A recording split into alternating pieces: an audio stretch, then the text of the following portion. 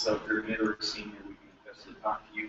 I can't stay to the end of the meeting, so if you're interested in it, pretty much, I think a lot of guys here know me, so you could get with them and shoot me an email if you want. So.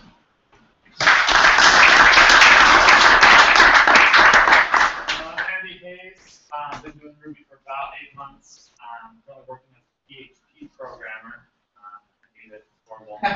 So trying to get back up on top of the Ruby so I can make it jump forward. We are recording this, by the way, so don't tell your work about it. My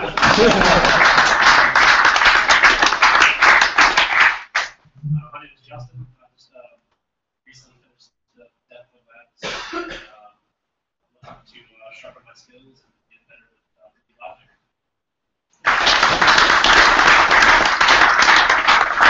I'm Quinton Adam. I work over at Active Development. I've been doing Ruby for about a year now.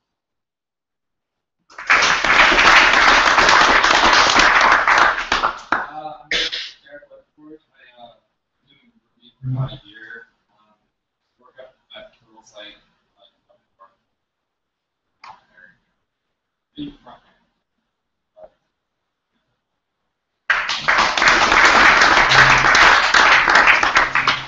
name is Kenny. I also dev went to these guys programming over less than a year, and I decided to find a fun place to land. I'm Dave Nelson. I also graduated from us. I've been programming for about a year and a half,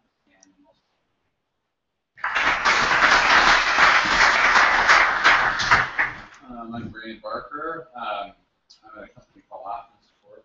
We are hiring, or I'm hiring. We're trying to open up an office here in the Valley. We've been in California here. I kind of head up the development. I'm fairly new to Ruby. This was my first exposure to Optimus Support. Primarily in Java and VB and that kind of stuff. So, but yeah, glad to be here. I'm Shannon Rich. I work for MarketStar in Ogden as a market analyst, and I don't have any development experience, but my new director is the former director of development, so if they're hiring, he'd be the person to go to. This is my 5th month or so working.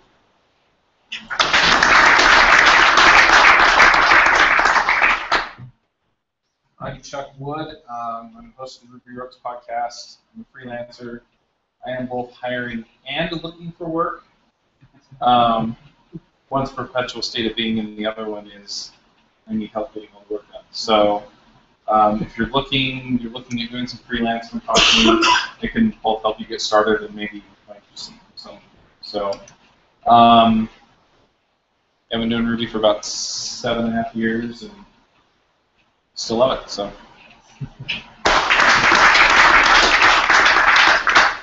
I'm Mike Elliott. I work for Live Research. I also do consulting. I'm sort of looking for some side work, so I'll talk to Chuck after this. Been doing Ruby along with front end and Rails and stuff for about 1.5 years, and yeah, my company's not hiring right now, but we will be in the very near future. So keep an eye out for me in the next couple months, and talk to you later.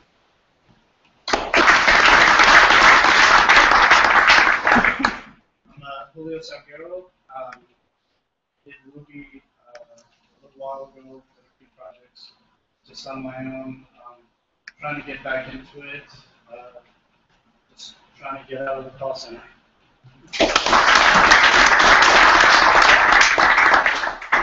I'm Landon West, also just graduated with these guys, so it's like the last 11 weeks and decided to get started with it.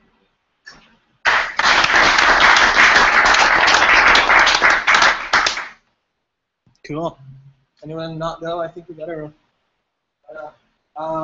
So who here, this is your first time at a drug meetup at downtown Ruby? 1, 2, 3, 4, 5. Right on.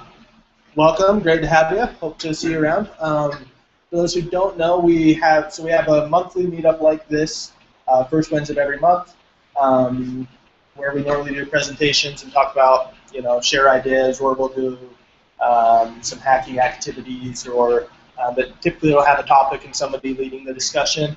If not several topics. For any of you who are interested in presenting, please talk to me. Summer's always dry, so I'm looking for some good presenters to come up here in the fall. And we also have a weekly hack night on Wednesday nights over at Salt Lake Roasting Company. It's the complete opposite. It's totally unstructured. It's just come work on whatever you're working on, talk with some other smart people, grab a coffee, drinks, or dessert, or whatever you do over there. So it's pretty fun. Wednesday nights at 7. We post it all on meetup.com page and to the Utah Ruby users group mailing list. So if you're not part of that, go join utruby.org. There's a link to the Google group, the discussion list on there. Cool. So I'm going to be presenting tonight on wrapping APIs with Ruby. Before I start, any questions, any announcements, anything people need to get out? Good. And then, yeah, okay. So let's go ahead and get started. So before I jump into this, seems like we have a pretty good mix of different skill levels in the room. Who here has ever written their own API gem or library? Okay, 2, and maybe one shy one of us. Okay, cool. So I'm going to be talking about that a little bit. I'll just dive right in. So, here's my first slide. And give me 1 second to get a screen share going.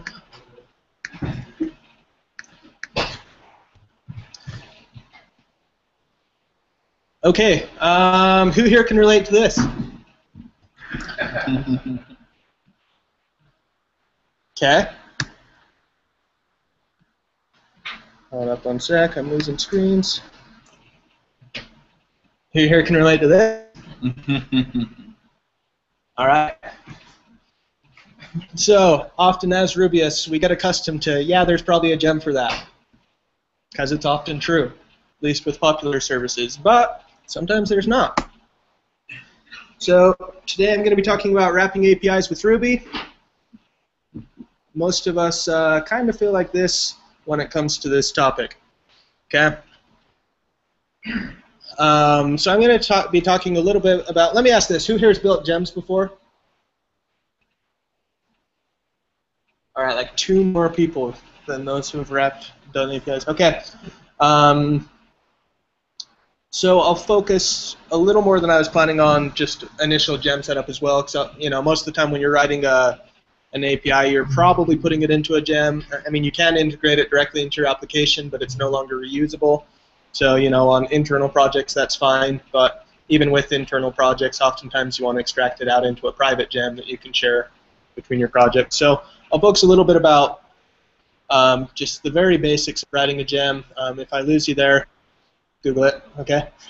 Like any good developer. A little bit about me, I'm Ben Eggett. Ben Eggett. I work over at Access Development. We're always looking to meet smart people, so if you feel like you're one of those people, come talk to me. And our company's in the loyalty space, deals and discounts, etc. A lot of fun things. We're starting up a new product division where we're doing everything with modern tech and doing a lot of good stuff. So a little bit about me. I did grow up in the area. Raised in between Salt Lake and Bountiful, kind of split childhood that way. Been around, lived back east in DC, lived in Tokyo, lived in Sao Paulo, lived in Richmond, and now I'm here. This is my wife and our new baby. My wife's from Peru, and my daughter's half from Peru, so so a little bit about us. Like to travel, like to do things, like to program, and I like to build API wrapping gems. So, let's get started. All right. So, there's a few things I want to talk to you about. before I jump into building it, does anybody have an API that they want to communicate with that there is not a gem for? I posted to the meetups about that. Banking on you guys giving me a good API to do some live coding against later on, because there's nothing better than showing how it actually works, right? Okay, I'm going to give you like 10 minutes to come up with a decision on that, okay? Is that fair? Otherwise, like the last half of my presentation is going to be non-existent.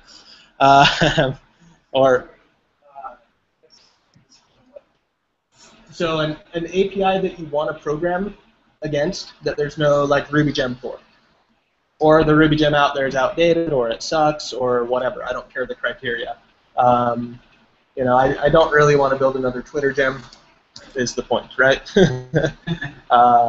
There's enough people who are smarter than me who have done that better, who work at Twitter. So anyway. So anyone have one right now? Okay, you got 10 minutes. All right. So the most important thing to do before you even start doing any coding is understanding the API that you'll be integrating with. APIs come in all different sizes and formats, and before you lay down a line of code, it's good to be familiar with their API documentation. Okay. Every service out there has documentation, and if they don't, they're not making your job easy. They're not a good API provider if they don't have documentation. Some documentation is great, others is horrible. There's a few that I think are really great. Braintrees is quite great. Stripes is quite great. There's others that I think are very, what's the right word I'm looking for? Very lengthy. Have a lot of detail, but not a lot of direction. And, you know, it's kind of hit and miss with them sometimes. But there's a few basic things you want to understand first, okay? And they're the following. So authentication mechanisms. How do you access the API? Do you need a username or password? Do you need API tokens? Is it an OAuth authentication? Okay. Anyone done any integrations with any of these? That's a bad question, but which of these have you guys done? It's a better question. OAuth. Okay, what services? Twitter, Facebook, LinkedIn, Google. What's that? Netflix. Cool. Any of them that are kind of our non-standard OmniAuth integrations? OAuth anyway. Okay, cool. That's all good and great. OAuth is very common and used by most of the big web tech companies out there. API tokens are also very common, and a combination of them both can happen too, right? Like Facebook will have you do OAuth for an initial thing, then they'll give you API tokens on top of it. Then for each of your users to use it, you have to use OAuth for them to authenticate with the API to use it on your behalf. Okay? So we'll talk about those a little bit. Next thing is request methods. All right? Everyone familiar with HTTP verbs? If you're not, get familiar.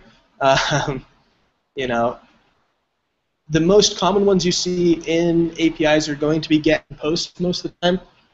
But just quick overview, who can give me a brief background of what each of these main methods should do, assuming people are following HTTP standard protocols, okay? Anyone real quick, what does get do? Makes requests. Makes a request. Okay, typically your show action. It's the equivalent of typing it in the URL bar, for those who don't know. If you ever have a GET request, you can always post it in your URL bar. It's a way of testing it outside of the console, okay? What about post? Sends data. Sends data specifically. It should be creation of data if it's that type of CRUD application. It should be creation of data. So anytime you're creating a new record or entity of some type, you should be posting. What about put? Update. Okay. That's the Rails definition. That's the Rails definition. Technically, it's an update that's idempotent, so you can send the same request over and over, and it'll have the same result every time. But and what that does mean is it's complete update of the record. Yeah. Partial update, you'd use that bottom one for, right? What about delete? Destroy a record, okay? Or deactivate if your app is not the destroying type. But the method that it no longer exists. All right. And patch, anyone not heard of that? You are not Rails 4 doc savvy, apparently. No, patch is it's been there all along, but it's Rails has been using put in place of patch for most things. They've technically been doing it wrong up until recently. Okay. Patch is meant to be a partial update of a record, not a complete update. So I'm updating one field on the thing, not the entire thing. So from a technically correct standpoint, you should use patch in place of put when you're not updating the entire record. But not everybody's technically accurate, nor will they receive that either. So just be aware. Okay. Yeah. So someone downstairs for walk. Oh, someone run down there for me? Cold busted. Thank you. Will someone run down there? Just prop it open. All right. Okay, thank you. Cool. So those are HTTP verbs. We use them in communicating with all APIs. We also use them in serve all APIs. Okay. If you learned some new things today, great. Take a note. We're always learning as we go. Let's talk a little bit about API content type. Okay. Of these, which are the best and which are the worst, as far as ease of integration? Okay. JSON's really largely become the new standard. XML is usually not bad. XML Depending on who's writing it. XML is a close second, right? I truthfully don't care whether it's JSON or XML because with Ruby you can normalize that data easy enough, so long as they're publishing valid XML, right? Not always a good assumption. You hate yourself. If you love parsing. And anyone, what is SOAP or WSDL? Any .NET guys? I've been there, done that. Anyone implemented a SOAP API? You are a good man. You are a horrible man, but you've done good things. Yeah, okay. Oh, it was for a class. So no practical Yeah, purpose. so that's fine. SOAP is like XML. I don't have a good saying that can go. It's like XML completely gone to crap, and very picky and very sensitive. And WSDL's supposed to tell you how to interface with it, but it never does. In any practical experience I've had. Okay. So those are our API content types. There is a movement going right now that's actually pretty cool. JSON API movement. Anyone familiar with that? Check it out, jasonapi.org, I believe. It's a way to kind of standardize the way that we're doing JSON. And it's really, I think it's interesting. I think it's a good thing. Most of your API Ruby gems play nicely with it. For example, Rabble or Grape or any of those will play nicely with. There's a way to do JSON API syntax, and truthfully, we'll see how much steam it picks up. But even if you do implement it, you're not losing anything because it's still a great JSON API. I'd say there's no reason not to try it if it's interesting. Okay. I personally like it because when I find JSON API implementations, I know exactly what I'm doing. It's the same. We like our conventions. Us Rails guys especially like our conventions. So we spend a lot less time doing homework and research. The next thing to understand is take a look at the structure. Is it RESTful? What's a RESTful API, guys? We use that all the time. It's kind of become a catchphrase. What is a RESTful API? Who doesn't know? In Rails or not in Rails? It's a trick question, isn't it? Let's talk about the RESTful definition, and then we can talk about hypermedia, I suppose. Let's talk about the Rails version, which is largely driven RESTful. But what is it? Anybody? Any definition's fine. Okay, what does REST stand for? Back to basics. Representational state transfer. Great, representational state transfer. Choking on my syllables. So what does that really mean? Okay, Who here's built an API in Rails? Who here has done responds with JSON or responds with XML instead of your HTML? Rails makes it that easy, so we really don't get into the inner workings of it. But the idea is that we follow those 7 Railsy actions, right? Our index, show, create, delete, put, post actions, all centered around the URL path. Okay?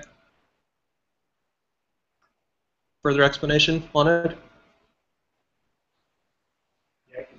Okay, cool. So basically the idea is a RESTful API is going to, does anyone want to do this for me? So I'm going to be talking a lot.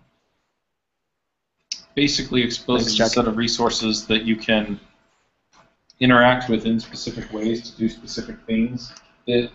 Rails sets it up so that it's create, read, update, delete, which is just your general entity management. But really, you can create any kind of endpoint you want. So instead of having it create something, you have it charge a credit card or do some other action in the system. It doesn't necessarily have to be creation.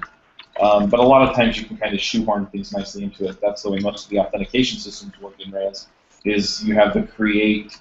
The standard create is create a session instead of create a database record. But yeah, there's a paper that coined what REST really means, and if you want to go read it, I'm trying to remember who the guys wrote it. I know Steve Klabnik's been quite involved in this whole hypermedia thing. There's a few non-Ruby guys involved in it as well. So that's where the confusion comes in. So Rails defined REST a specific way, but it didn't exactly match up with the paper. And so rather than try and steal the term back, they've recoined hypermedia APIs, which is totally worth looking into, by the way. And it really does follow the representational statement you have there. So, yeah. Great, thanks, Chuck. That's great. One place you want to look for the way that Rails does it is in the Rails guides. If you go look at the routing guide, it explains about halfway through. It's a good start. Thank you. So the idea is we have URL paths, okay, that refer to objects. Representational state object. If we're following RESTful, we can make some assumptions, okay? In Rails, we do it this way. To see all the posts, we call a GET request on our post URL, and you'll trigger an index action. Anyone who's drawn a route from scratch should be pretty familiar with that, right? Action, URL, and HTTP verb, URL, and the action on the controller you're communicating with. Okay? To create a record, normally you'd post to the collection to add it to it. Does that make sense? You're adding it to that collection. So we post there, we start a create action. All right. Now I mentioned Rails 7 standard verbs. In REST there's really 5. But Rails also serves up like a new page that's going to sit at post/new, and it serves up an update page that's going to sit at post-id/update. Not going to talk about that, but that's the difference between the 5 I talked about earlier and the 7 I talked about earlier and the 5 I'm talking about now. The update's actually a put to post-id. What did I say? You said it was a post to post-id update. Thank you. So, like that. Okay, so that's our next one. Our show is going to hit there. This is going to be a GET request. So we have 2 on the whole collection of objects. We have 1 on the individual object, and we have 3 on the individual objects: get, put, and delete. Okay, does that make sense? We understand REST a little better? I mean, if you're truly a RESTful API, then you'd also follow something like this, post ID/comments, to route everything from there, right? If you wanted to access the comments that belong to a specific post, okay? So typically following RESTful design is good. There is a little bit of taking it to an extreme when you get to like something like this, Yeah, well, REST doesn't dictate what your path should be. No, it doesn't. But Rails gives. So. Rails kind of tells us to do it this way, but when you're drawing an API, it doesn't really matter. The principle is you'll still need a pass in like a post ID and a comment ID and a reply ID to get to that next thing. Right, Chuck? Cool. So that's CRUD and RESTful architecture. Is your API versioned? Okay. As software evolves, changes need is a much smarter way of doing it. If you change an API that's in production, that's in use by other people without them knowing, you're really going to screw them up. It's a bad practice. For that, we version APIs. If you want to make changes to an API that are non-breaking, that everything's going to maintain compatibility, etc., yes, you can do that within the same version. But it's a good practice to create new versions if you're making breaking changes or adding this pretty significant changed version of what you're doing. Okay? And is it patterned? Are you following the same conventions and communicating with the different methods of your API? Cool? Some APIs have limits. Anyone work with an API that has limits? Okay, half of you are lying or don't know. Services like Twitter and Facebook and Google will throttle or limit the amount of requests you can make. There's two important limits to really pay attention to: how many requests per minute or second you can make. People don't want them. I don't want an API hitting me 3,800 times per second. It'll probably bog down my server, right? So I would probably throttle something like that. But then there's a limit of allowance, and that's normally around a paid plan, how many requests you can make towards this that'll count towards whatever you're paying. Got it? Most APIs will have like a fair use limit that's pretty high, unless you've got some good light. Anyway. Okay. So enough about APIs with Ruby. Enough about API basics. Let's talk about consuming APIs with Ruby. All right. We doing good? Any questions? Okay. Anyone think of an API to integrate with yet? Okay. Google ProgrammableWeb.com. There's a big index of thousands of APIs out there. Find one in there that's interesting that doesn't have a gem on GitHub. Okay? Is that fair? I'm banking on someone. If not, I'm going to have to integrate with a weather service or an IP address service or something really lame, okay? There's also a lot of political ones out there, US Census data, things like that that don't have a lot of APIs, but that information is publicly out there. So maybe look into public projects or something like that. All right, you got 5 more minutes before I start putting more pressure on it. And obviously you've seen how my 10 minutes was a little bit flexible. So, okay, so let's talk about consuming API with Ruby. Principle number 1, HTTP isn't just for browsers. It's a common misconception. HTML is for browsers. Okay? Web APIs are requests using HTTP. This means that many tools in any programming language can make requests, and Ruby has plenty of these.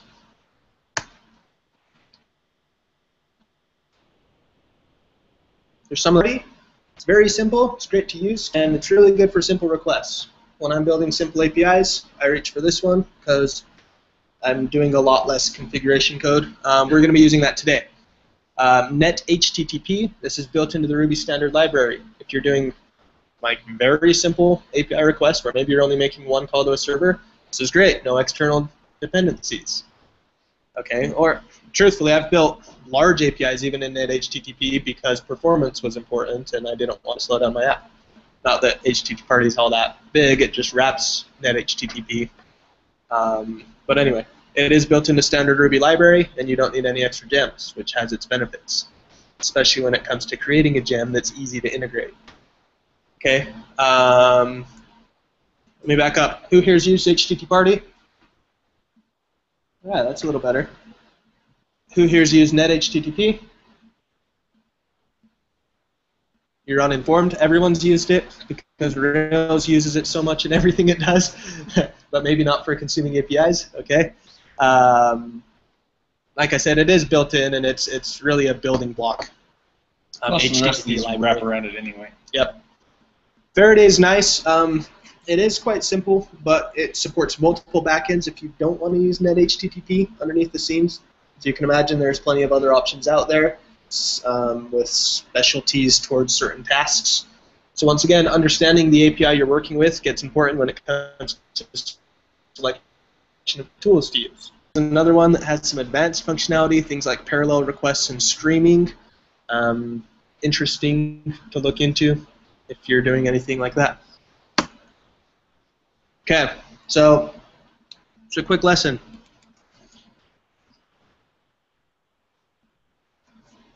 This is how simple HTTP party is. Check this out. Require HTTP party. R equals HTTP party get, pass in a URL, and it outputs something like this. There's a response, and it's got HTML in it with a head and a title and a whole bunch of other stuff that I've omitted. Using it's that simple. Okay. When you're not, now this isn't an API that I'm hitting right here. This is just a web page that I'm hitting. That's why it's spitting back HTML to me. You're essentially calling curl at that point for my shell friends. Okay. It's not going to give me back too much more than curl would. But in its most basic sense, it's that tough. Feel free to try that in your own consoles, whatever. Gem install HTTP party and plug it into Pry or IRB or whatever you're using. Okay. It really is that simple. Well, net HTTP can do that as well. So why use HTTP party? It breaks things up for us in a really quite a nice way. In addition to just returning that, you can access many different parts of the request. You can access the body, which is going to be the primary information it's giving you, the status code, which is going to follow our HTTP status codes. Okay. So for those who are not familiar with HTTP status codes and HTTP verbs, great homework topic because this is stuff that is agnostic to any programming language. They're just principles of HTTP. Okay. It'll give you back a message that corresponds to the text. Normally on success cases, that's going to be okay. But on error cases, it'll give you a message that you'll want to know what it's saying. Normally, they'll respond to the error codes that are defined by HTTP spec. All right. It'll also give you access to the headers. Anyone know anything about headers? Okay. Headers are very important, especially when you start working with different types of data, non-textual data, things like that. If you want to serve up files or images or things that are non-textual, you'll probably learn about headers the minute you start trying to do it. Okay. But what that really does is tell you about the request. The data was made, things about the server, and the content type, what you're requesting. Cool. We doing all right? So let's take a look at an example of HTTP party with the JSON response. I'm going to show this one to you in real life. Let's see here. Okay, let me find this. My screens are backwards.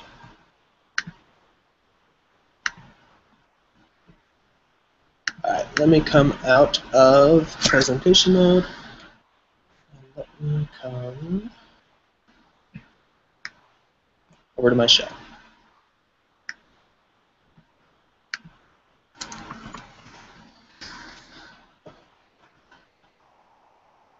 So,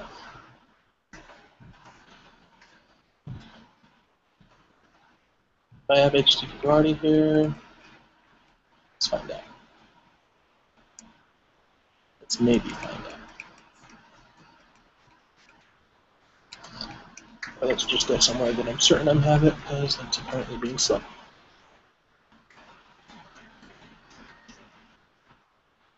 Okay. We've got a console open. First thing we're going to do is require HTTP party, like that. Cool. So, I'm copying and pasting so I don't want to type. But I'm going to assign a variable r equal to http-party.get and pass in a URL to api.openweathermap.org/data/2.5. This is their API endpoint /weather, which is the action I'm going to call. I'm going to pass in a query saying Salt Lake City. We can assume we're going to find the weather for Salt Lake City, correct? All right, so check this out. I pass that in. Look what I get back. I get coordinates, longitude, latitude. All right. I get some system information, stuff, how it exists in their system. Gives me information about sunrise and sunset. Okay. Then it has weather information. Gives me that it's clouds, broken clouds. Is that accurate right now? Probably. Okay. Tells you where that weather information is coming from. Tells you the temperature. All of this is in Kelvin. If you've never worked with Kelvin, good for you. It's anyway, whatever. Then you got pressure, humidity, temp, your min temp and your max temp, and all this other stuff. Cool? Yeah. When you're designing an API, things like units, would you just throw that in next to it? Units, Kelvin? Sure, you could. Put that in the document. Whatever you want. You could append that into the hash so it makes it accessible. I would probably pass in a Fahrenheit reading on that and a Celsius, but you know, I'm kind of a traditionalist when it comes to weather measurements. So. They also give you an icon that you can use like their icons if you want to display that in your app or whatever, right? So, but yes, there's no reason why you couldn't append things to a response to make it easier to consume, right? All right, so let's take a look at this a little bit closer. So we have this R method that spits that out. Everyone sees that? Okay. So check this out. I can call r.body and just get the body. That's just JSON, right? Meaning I can do things like r.body, coordinates, r.body,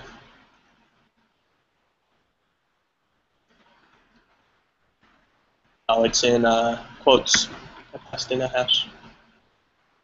Passed in a symbol. Coordinates. That was awesome. Oh, it's better to just do it this way anyway. Coordinates like that and get the longitude, latitude. Pass in, I think weather was one, and get that stuff. And just parse it out like normal JSON. Okay. All right. We can also do r.status. R.code it was. Sorry. Figure out the HTTP status code. We can do r.headers. And you can say, great, the server is an Nginx server. This is the time it passed it to me. This is a JSON response. And some more information about it. Access origin, headers, things like that. Cool.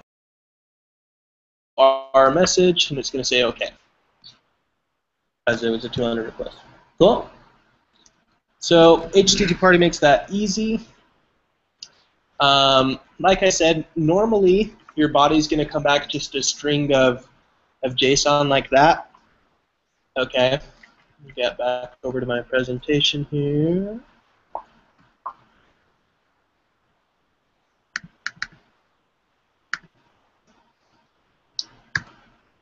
So what's also going to happen is HTTP party gives you this nice method you can access all the time called parsed response, where HTTP party will attempt to automatically parse JSON. It's actually really good at it, and it's good at taking different types of JSON with symbols or strings or string symbols that are encoded within quotations and things like that. It's pretty good at it. We take a look at our parsed response, and you'll notice it looks awfully similar to the exact same response we call if we just check out the request itself. As it is, it's returning that parsed response by default. But you can use that way, and it'll start to give you access to that stuff. So we can pass in main and get our main temperature things. Cool? All right. So we've done kind of the initial thing, connecting to an API. We're getting data from there. If you don't believe me, we could pass in another city. Someone shout out a city for me. Baltimore. And clouds, scattered clouds. All right. Albuquerque. My spelling. Wait a minute. Did I spell it wrong? Apparently. I got one too. Is it Albert? Albert. Is it? Quirky? Quirky? Quirky? Yeah. Error, city not found. Did you see that error message though? No, that was the time before. LBU. Oh, yeah. Still not found. L-A-L-B-U. Oh, that out. QUER. Oh, I was thinking the other one. All right, we found it. Clear skies. The sky is clear. It's in the Philippines. And it is in the Philippines. Maybe if we pass in, no, it doesn't like that one. I was thinking Albuquerque, New Mexico, not Albuquerque, Philippines, but whatever. All right, do Boston. Cap. Boston, great brand. Just what we were looking for. So, some APIs are better. Seattle's a safe bet. And I guarantee that's accurate. Okay. They probably don't even look it up over there, you know? All right. So, why is this tool nice? It parses our JSON for us, puts it into Ruby hashes that we can work with easily.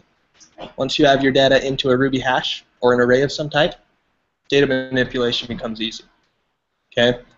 Parsing HTML is not easy and not fun.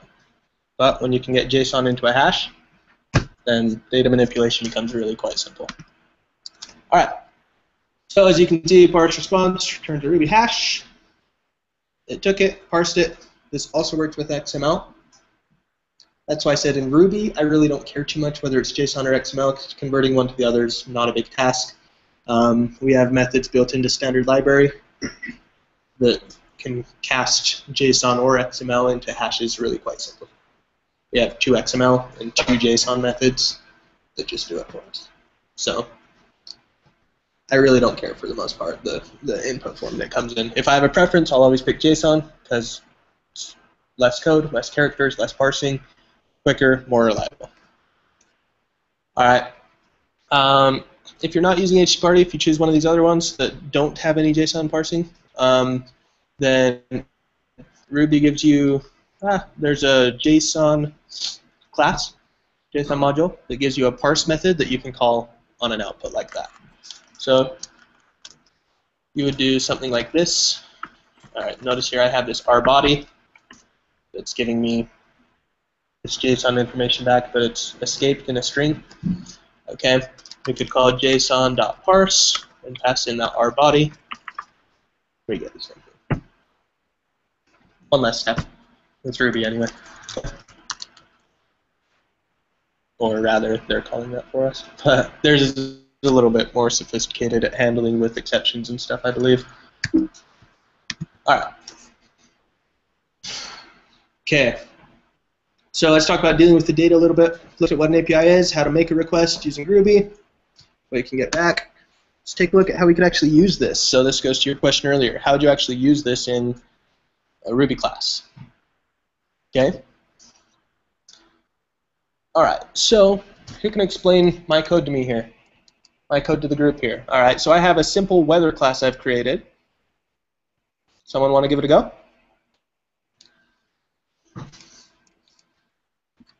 We have 3 methods: an initialize method that accepts the city, and 2 other methods that do 2 other things. So your constructor takes the name of the city. Yep. And makes an object. Yep.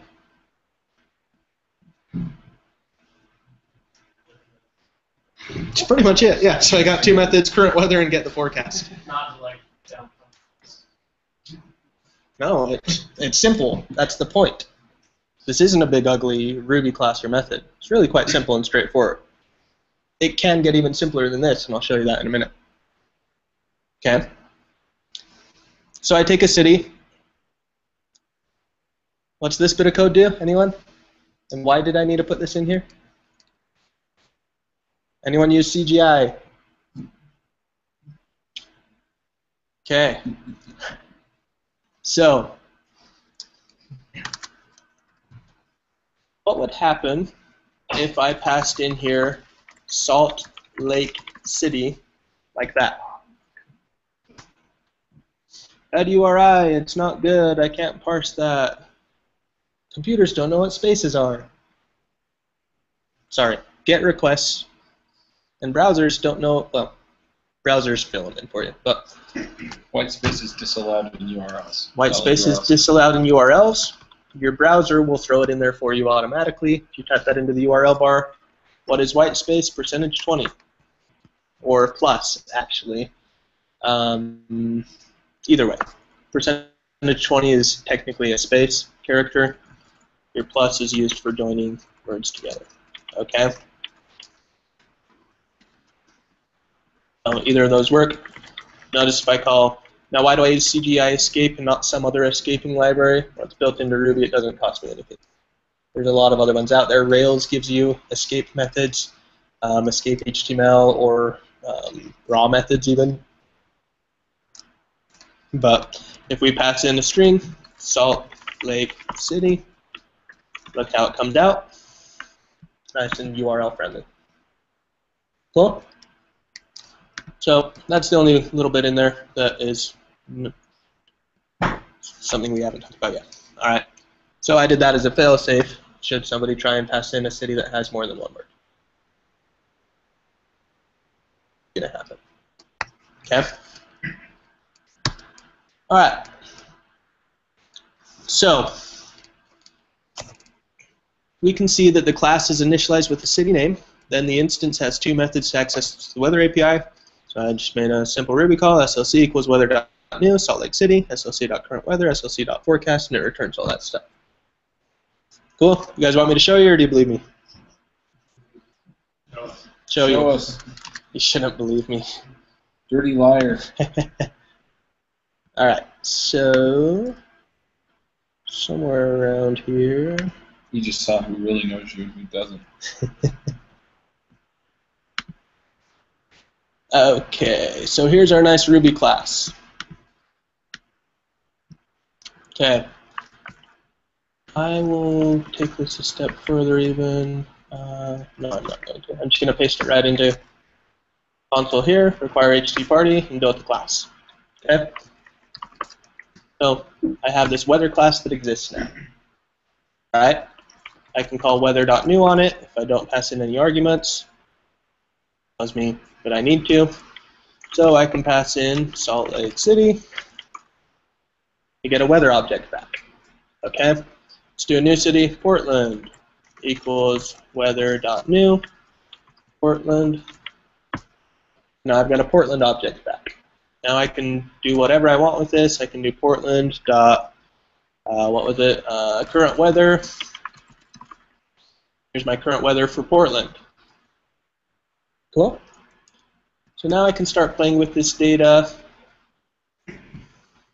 and putting this into my application however I need to. Right? Something like this you could easily integrate with other services as well, because it gives you things like longitude and latitude. Plug that into a Google Maps one. Okay? Plug that into whatever you want. All right. Cool? And the other one was forecast. I didn't show you that one, but it's doing similar call, just gives me more detailed forecast stuff. See how I have a whole lot more in here, things like sea level, pressure, ground level, et cetera, et cetera, et cetera. That's a lot more data. So, yeah, that's the idea.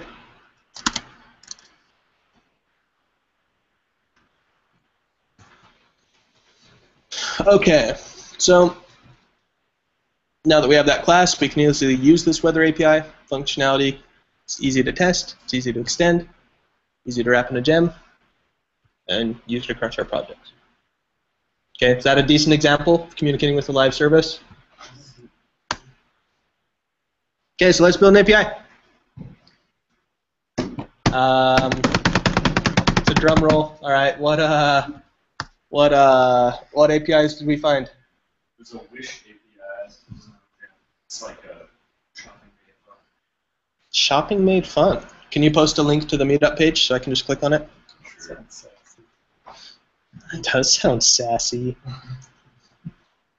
Okay, anyone have any better than that? And what does that do? It shows you spots and Useful if you're trying to create a iOS app. What was your wish one? Did you post it? Seems frozen. Okay, forget about But it. anyway, it's virtue.wish.com/documentation/API.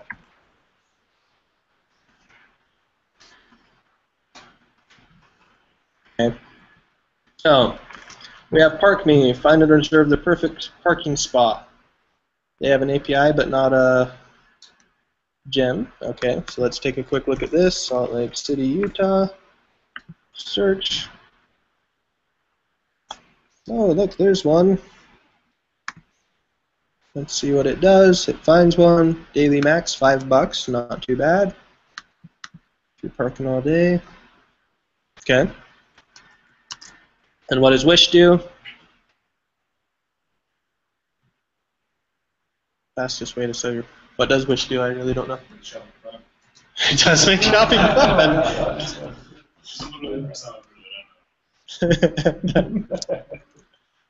Have you been shopping? Apparently you haven't wished while you've done it. Apparently not. Alright. What do you guys think? Parking? Okay. So, a couple of tips for success, and this is where I'm going to show you some tricks I've learned along the way. Keep it simple. Anyone ever worked with Salesforce API or their gem? It's horrible and convoluted. Oh, yes, I have. You agree? I blocked it out. Anyone worked with many of Google's APIs, unfortunately? The gems are quite big. It's very difficult to understand what's going on within the gem. So they have things special. A lot of times it'll be separated out into like 60 different namespace modules because somebody is a bit of a organization freak, or it's that complicated that you need it. I'm not saying that everywhere, you know. But sometimes we can overcomplicate these things. I'm going to teach you how to build simple, extensible APIs. Versioning is key to longevity of an API. Okay, out the gate, if you don't have a version 1, you're just creating your first one. That can be your version 1. But I'd suggest that you know, if you're doing api.parkme.com, you have -version 1 and then your endpoints, -version 2 and then your endpoints. Because when your app grows and matures and promotes new features, you don't want to break your existing clients' implementations, right? Okay. The other tip is make working with it simple. Anyone here used Hashi? Unfortunately. You don't like it? No. All right, fair enough. So Hashi Mash can Rubify your results, which is quite nice.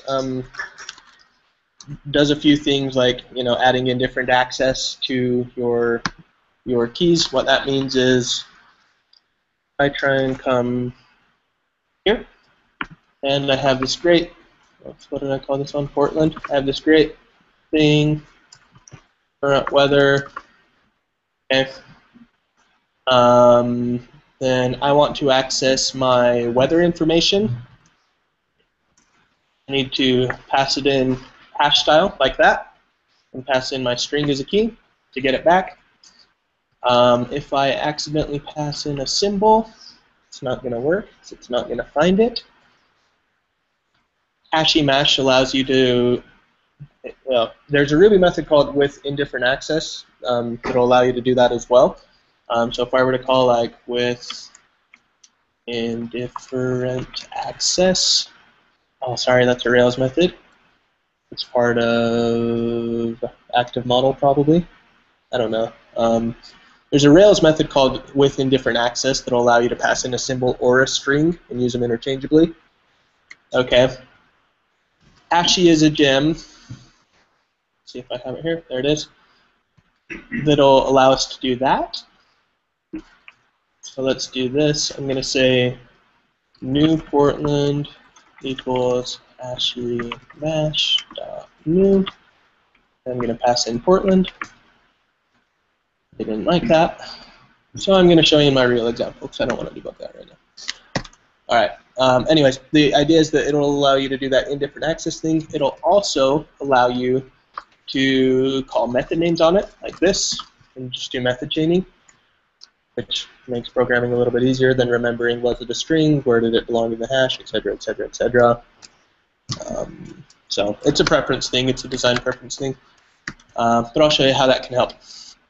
Okay, so slide-wise, that's where we're at. I can post it on there. Okay. So let's take a look at that API. We want to break for a minute? Okay. 5-minute break for me to take a look at the docs, and those who want to stick around can. We'll see what's going on.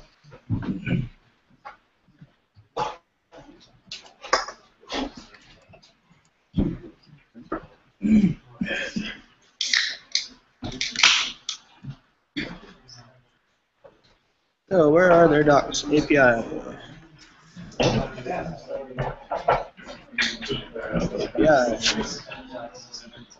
They have an API? Left.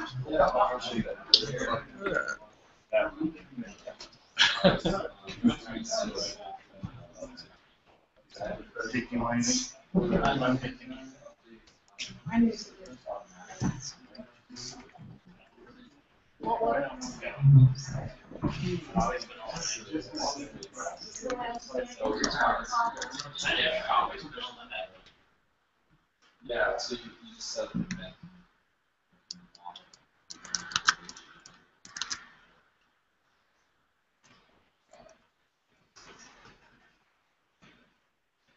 It's getting sweaty in here. Yeah, it's getting really warm in here. The other room definitely didn't have this problem. No. It's small, and we have a lot of people in here. Yeah. Sweaty.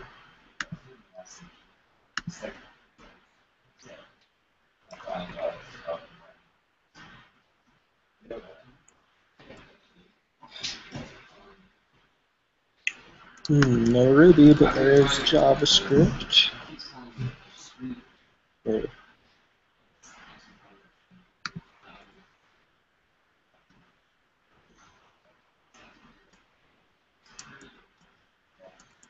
Django.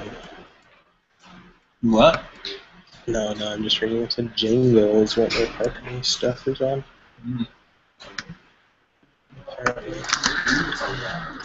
Now I'm annoyed. I have an RSS feed you want to validate. Yes. And it says that the GUID is invalid format. It has to be HTTP. It has to be a URL. So I went to the RSS spec, and it says right here, there are no rules for the syntax of a GUID. It's up to the source of the feed to establish the uniqueness of the string.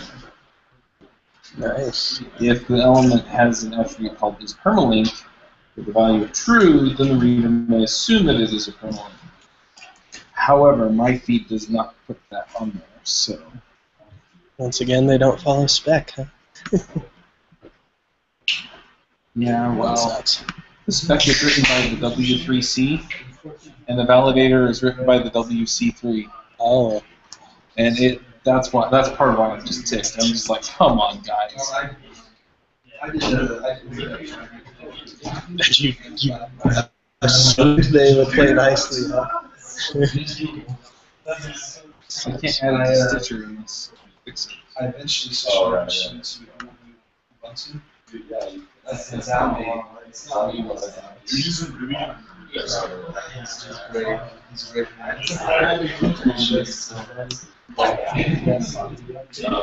Google vagrants. Yeah, maybe. Are you good Rails over there? I did my boot camp on the Windows machine the entire thing. That's crazy, dude. It was so frustrating because like every You're still sane? doesn't work. No, seriously. I'm sane because they convinced me to get a Mac. well. Personally, I like Linux better still, but yeah, I'm not going to turn down really. So. Ubuntu would work fine. It's just Ubuntu's Windows. great. And it's not Windows' fault, it's the Ruby community's fault. Exactly. They don't make chips that have Windows. Well, Windows file system sucks because you can't do things like symbolic links, and that's so Right. deeply embedded into Yeah. the way we deploy software and build software. And anything that has to compile is hard. I haven't quite started the first So session. it is partially Windows' fault. Windows file system for sure. But anyway. All right. So let's take a look at what it takes to get started on ParkMe. They have a developers page. You have to request a developer key. Okay. So remember the first thing I said is get familiar with the API. Oh, I would like a developer key. We will not be integrating with them. So we have to email them. Unless you have one. I'll get back to you. Okay. So for tonight, that's not going to happen. What was the other one again? SoundCloud. SoundCloud? I'm certain they have a gem. Just based on volume. Is that pun intended? But it was good, huh? Yeah, really good. Pun intended, punishing. And quick thinking, but not quite there yet. Good evening, Ben. Thanks. So, find an API to enable. All right.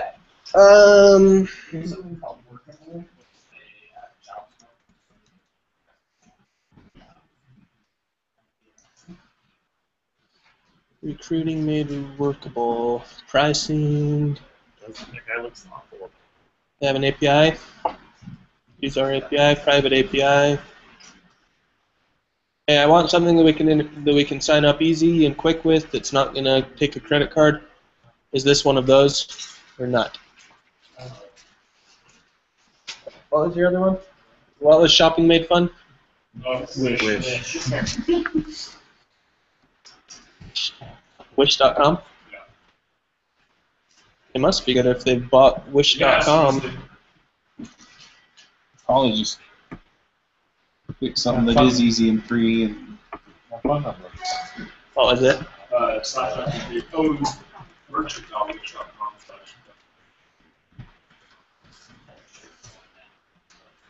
Is this something we can really use, or is this just using like customers' data? Like merchants to host their clothes or whatever. Like make a Amazon wish list that's shared across multiple sites? Does it need to be very complex? I don't care what it is. there's already a gem for it, but just wrap Trello. It's free. Trello? Yeah. Have you not used Oh Trello? yeah, I know it. I like Trello. Okay, so let's call about Wish versus. Is Workable free? Did you find that out? Is it easy to get started? Alright. You're more scattered than I only gave you guys an hour to find one. Come on. Okay, so I'm going to say Workable versus Wish versus Trello, and we'll call a vote. Assuming Wish is one you can sign up for free. Or Workable, or both. Recruiting made workable. Advertise jobs with better hiring decisions. Or any public domain type stuff that people would want to build a app around. City info, census info. That's more interesting. It's not very complex, but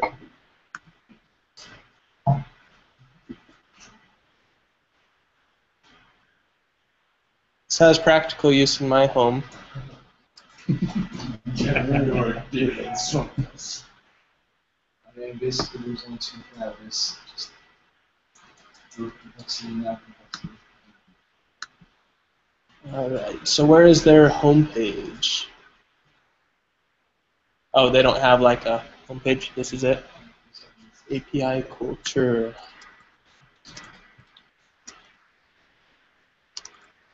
Okay. They do. There's only one method I can call, which is fine, but we've basically accomplished that with our weather one already. Okay, that's fine. Yeah, I guess it's complex. I'll let you guys decide. I don't really care either way. So I have a question. So for like the weather, for example, can you just use those methods after it's classification? Like just use that stuff in PRV, just kind of X that data. Yeah, it's just Ruby, Ruby, Ruby. Use it like you use anything you've built from scratch, right? Yep.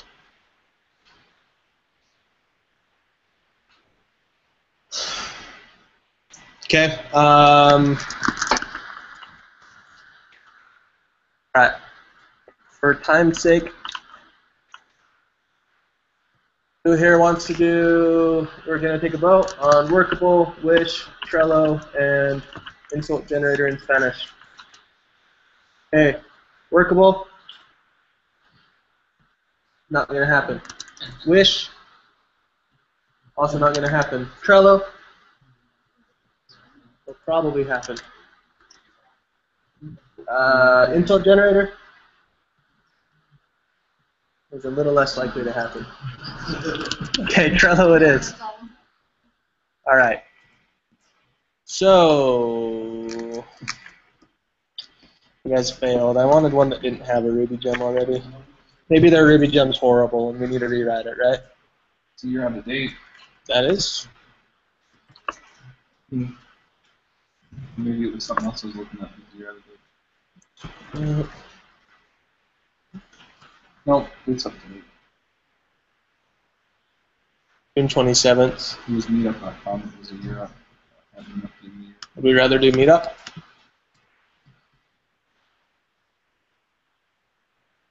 Meetup.com.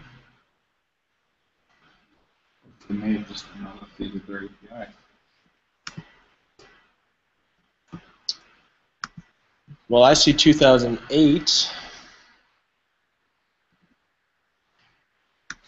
July 2nd. I don't see any popular ones though.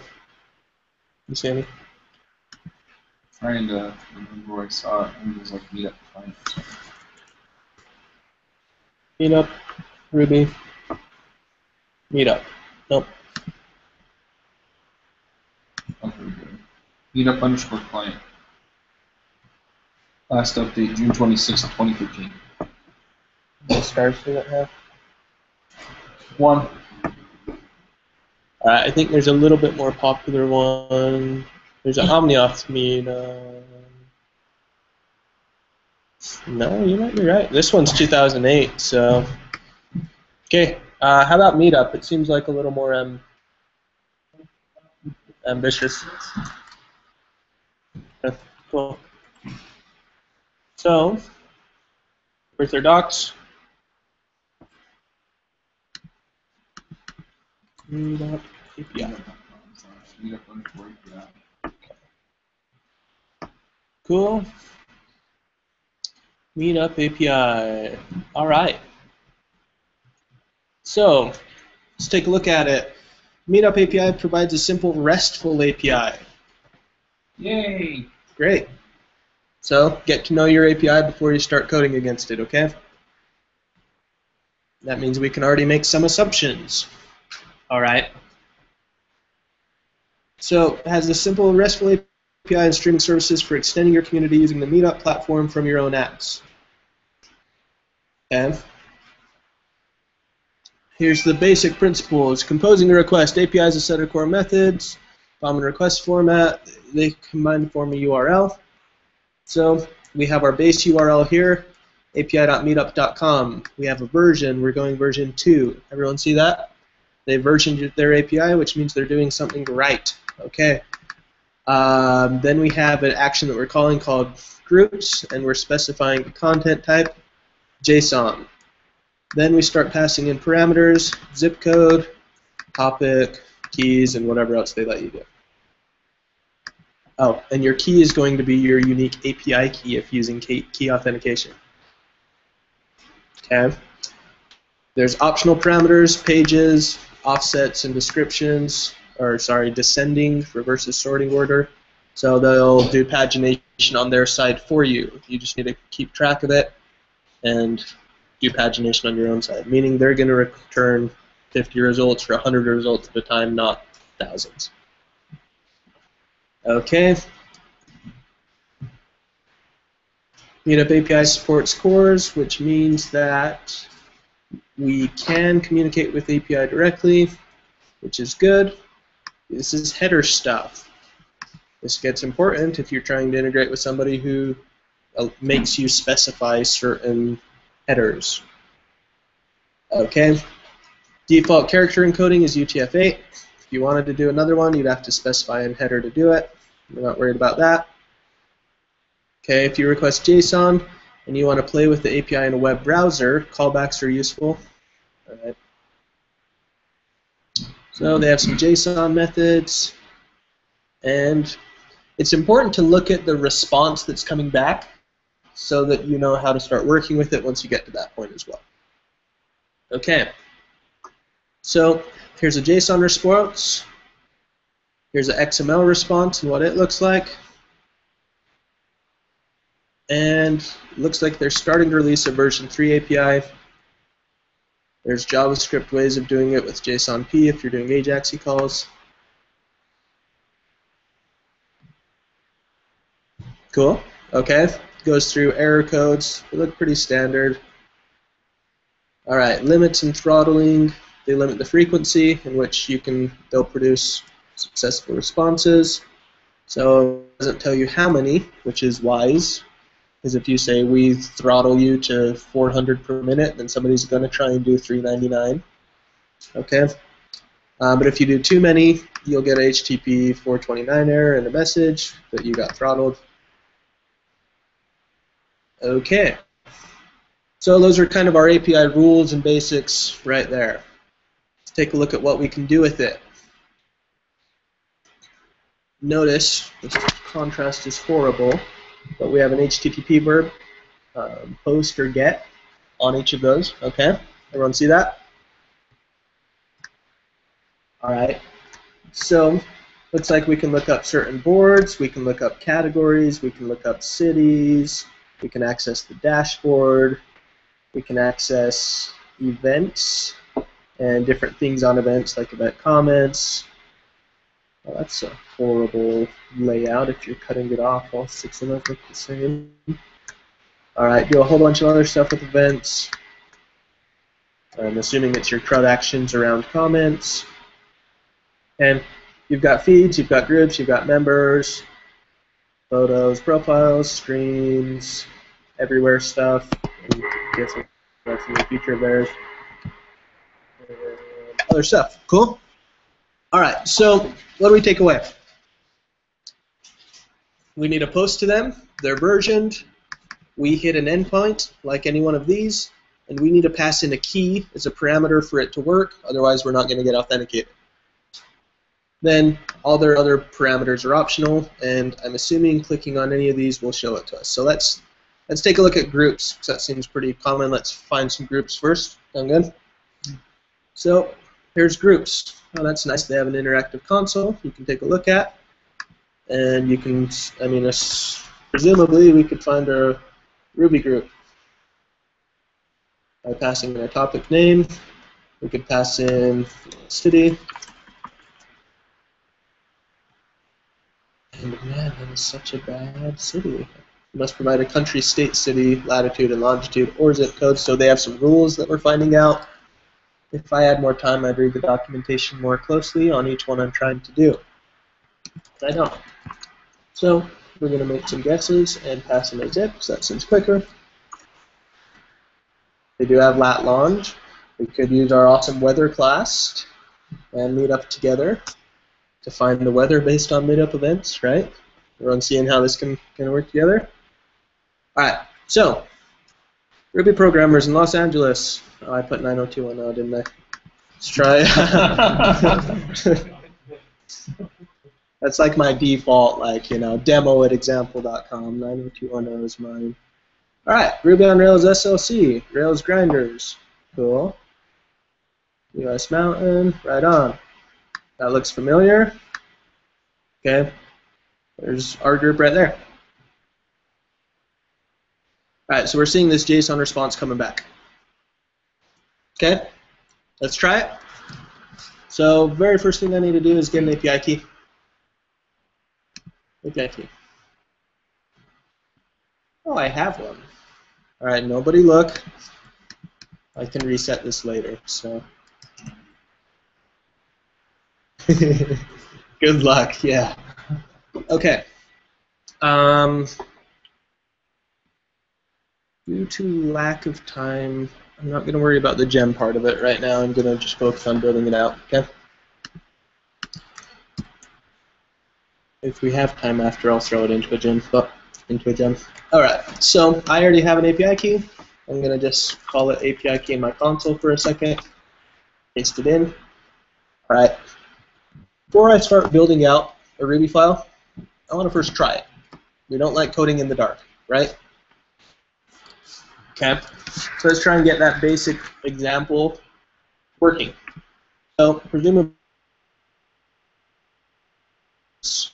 okay. And then we're going to pass in things. All I really wanted to do on that one is pass in Salt Lake name and a topic. And that shows you what my request URL looks like. Okay, I have api.meetup.com/groups. It's giving me this extra stuff. Sign equals true, photo post equals public, topic equals Ruby, zip equals 8116, show 20 per page. All right, let's start with the basics and see how it works. So, okay. So this is kind of like our endpoint here, okay? I'm going to just call this URL for a second. Is that okay? All right, because presumably, all right, so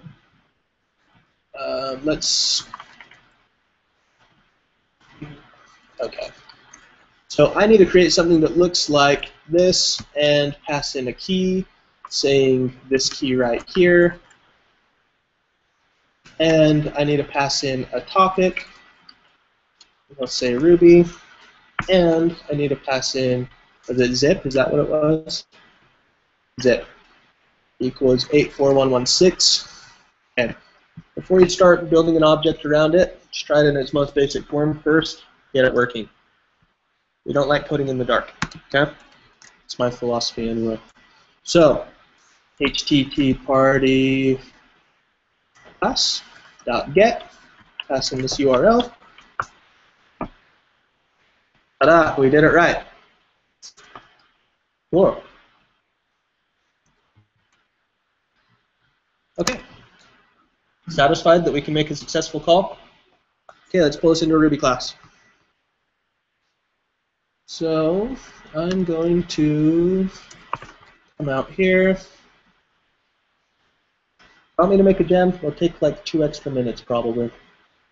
We do it or no?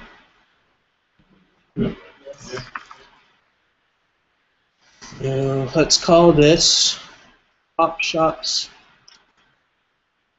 Ruby. Cool. If you plan on ever actually hosting a gem on rubygems.org, so you don't name it. I mean, obviously you can change the name later, but it's a good idea to take a look and see if you have like a meetup Ruby gem, which we don't have. Why did I say pop shop? Sorry, I have something else in my head. Meetup. Pop shop. Bundle. Bundle. Bundle.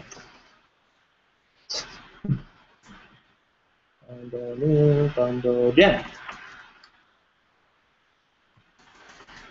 Yes, I do that every time. Okay. And I'm not in the right spot I want to be, really. Just back up this stuff. Alright, let me go into a gems directory and run that one more time. Okay, we run bundle gem meetup Ruby, and that'll give us a new gem.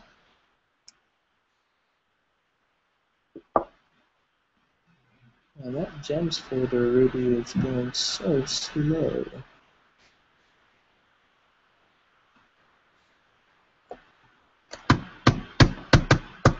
Right? Alright, and then here's 2.1.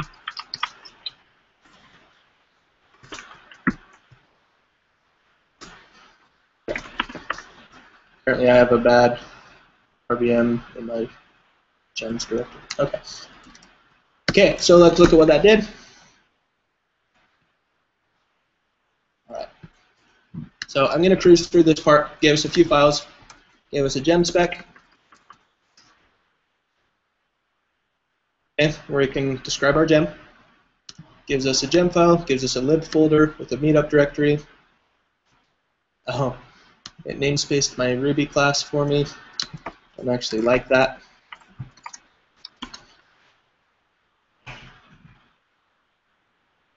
Let me do this one more time. I'm just going to call it meetup, and I'll change the name I'll publish it to.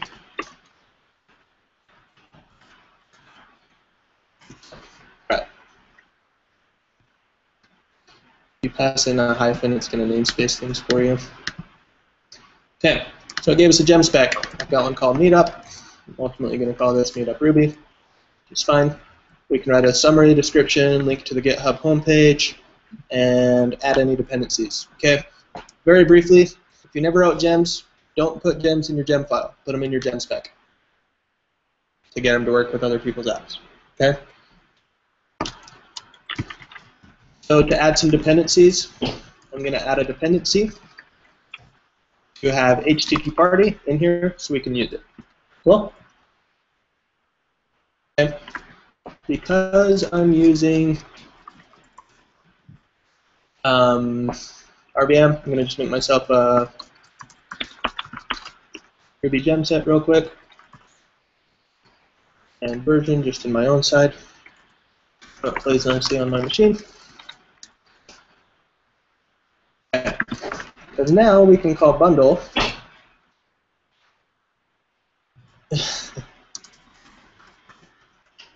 Really? 2.1.1. I have something in my global where it doesn't like that.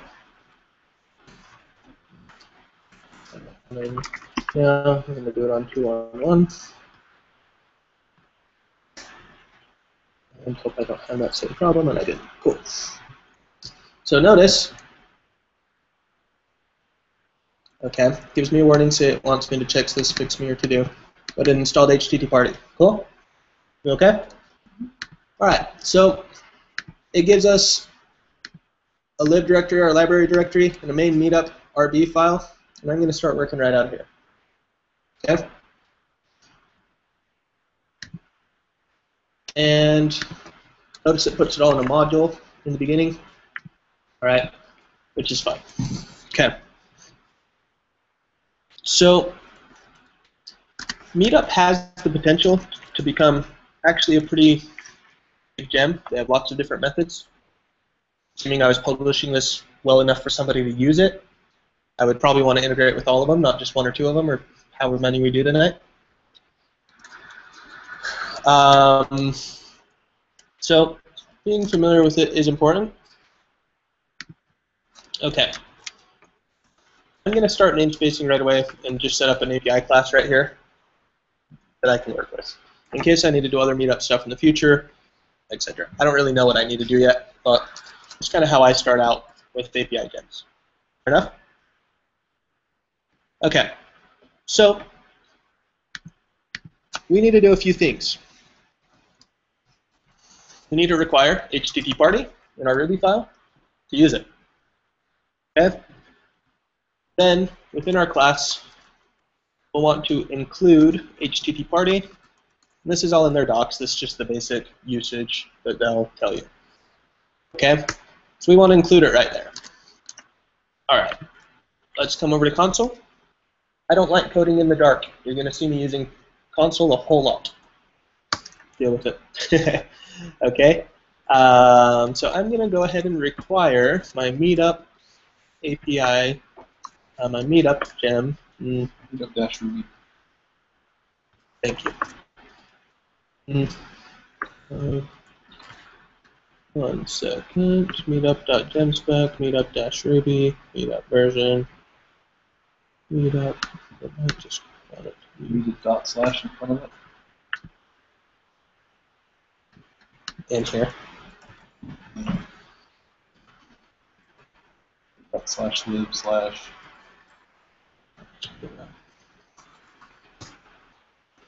We will load it.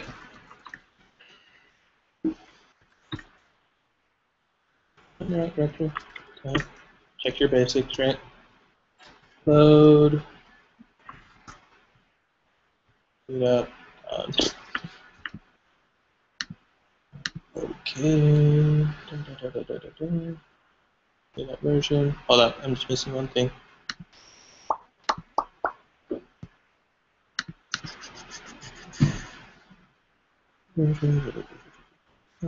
That's fine. Meetup version. Second meetup. Load. Meetup.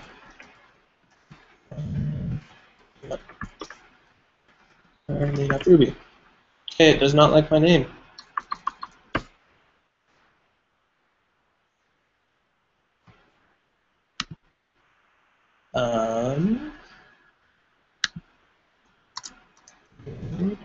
Meetup. Sorry. Load lib meetup.rb. Not load such file meetup version. Oh.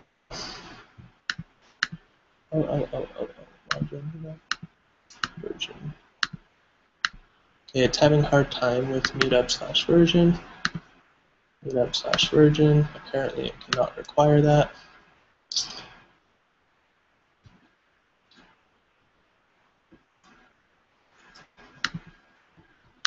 Yeah, I'm going to simplify. Just come to meetup.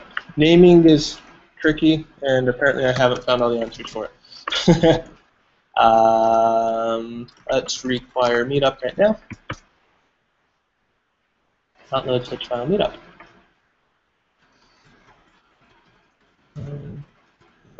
Meetup.rb. Upload meetup/version. Oh, duh. Version. That is stupid.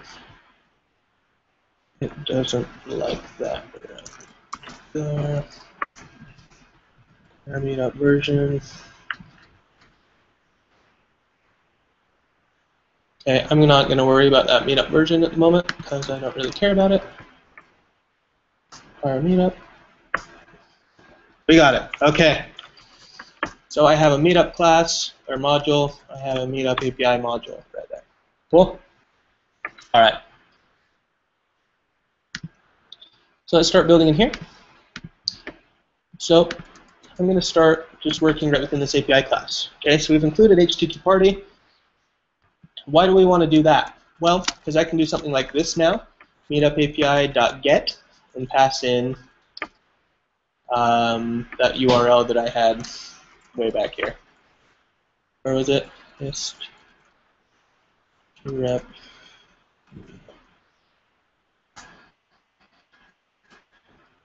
This URL. Okay. So I'm going to set that URL. Okay. So if we include HTTP party in the thing we want to integrate with, We can just call our get method directly on it, pass in the URL, and double escape, and double quoted. And it works. Does everyone see that? Okay. So let's do a few things. All right. So we know that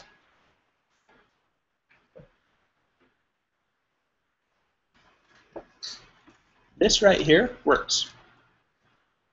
Right? That's the call we want to start building around. We know that we need to pass in this key every time for it to work. So do we know that? Let's not pass in a key. You're not authorized. So now we know that. Well, I don't want to pass in this key every time. I'd like to be able to pass in the key on an API initialization. Okay? So I'd like to do something like this. And key is such a bad word to use in programming because we use key value all the time. And there's so many methods that have key or keys or something attached to it. So, you know, that's such a horrible name. They should have at least called it API key or something. Because we know that, we're going to do that in ours. Okay? We're going to call ours API key, as that's not going to conflict with any other Ruby methods out there that I know. Okay? We're going to pass in an API key, and I'm going to set this equal to key, so it'll always be available. Well, if we wanted to not access it as an instance variable and access it as a normal attribute, we could add an attribute accessor on there for key, if I could spell, or API key, rather. And API key, rather. And I'll show you what that'll do. All right, so let's comment out this code here. Oh, we got reload, we got load. Okay, so m equals meetup API.new. If I call it without a key, makes me pass one in. Okay, so normally in an application, you'd probably want to set this to some environment variable, right, to protect it from just as far as protecting sensitive data. But for now, we're just going to pass it in. All right, so there's my key. So I'm going to pass that key in. Everyone see that? Now what does that do? If I look at M, notice I have this API key instance variable set. And because I use that attribute accessor, I can also just call API key directly on it and use that. Okay? All right. So let's make a new method. What's the first method we want to do? Look up group or something? Find group? What do we want to call it? Probably find group. Search for group. Search groups. Group. They're so uncreative. All right, let's define group. I think that's pretty fine. Okay. Now, there's a whole bunch of options we can pass in here. Everyone see that? Okay. We could go through and list every one of those out to make sure that we have to pass in every single one of those every time. Or not. What's a better way? Okay, we could take a hash of them, we could take a string of them, we could take comma-separated ones of them. What's a good way to pass in multiple arguments into a Ruby method? You're in Ruby 2.1, right? Yep. Name parameters. Named parameters. How do we do that? It looks like a hash. Oh, just saying like options equals that, or something like that. No, you actually have named parameters. So you can do zip colon comma. Zip colon. Comma. Then put your next one in. Oh, I see what you're saying. Just setting them all like this. No, you can actually so you have named parameters, so you can actually require explicit ones to be put in there. I think you can do that too, but you can actually just do this. Oh, okay, and but this will require those to be in there, right? I don't remember. I think it will. But I was thinking, I mean, the traditional way would be going through and saying zip code, topic, whatever, and maybe on non-required ones, setting defaults on them, like topic is nil. You could also just take a splat of arguments that grabs whatever. That's a nice way of doing it. Might be certain ones that are absolutely required, and maybe we want to do it like that. Like, what do they say is absolutely required?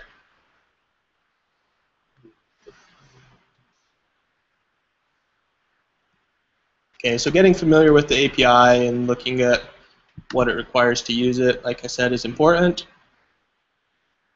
All right, well, let's do the most basic implementation first. Let's take in a topic and a zip code, and we'll expand from there. Sound good? Okay. So, well, we know that we can run meetup API.get and pass in a URL. Okay. We can pass in this nice URL to groups, and then we can throw in a key, which equals our API key. Everyone okay with this so far? Okay. And don't worry, there will be a refactor stage. We can pass in a topic, which equals whatever topic we pass it. And we can pass in a zip, which will equal whatever zip we pass it. That look fair to everyone? All right, let's give that a try. Reload this. Okay, so now if I call meetup API new, I need to pass in a key still. All right, so now I've got this thing set. Now I can call find group, and it's expecting 2 arguments. Okay. So let's end up. We know that it's expecting a topic and a zip. Okay. Let's go ahead and pass in mFind group. We want our topic to be Ruby, and our zip code to be, let's replicate our first one, 84116. It came back. Okay.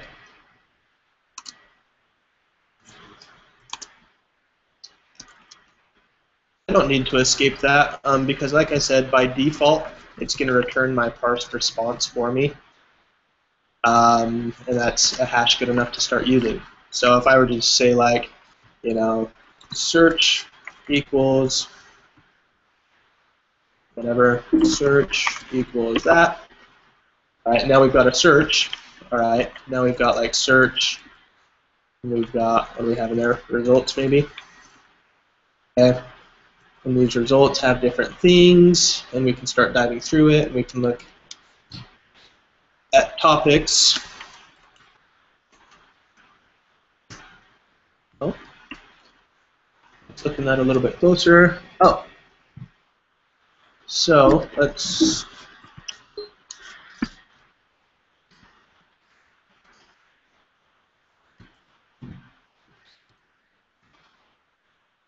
my cursor went away. Come on, cry.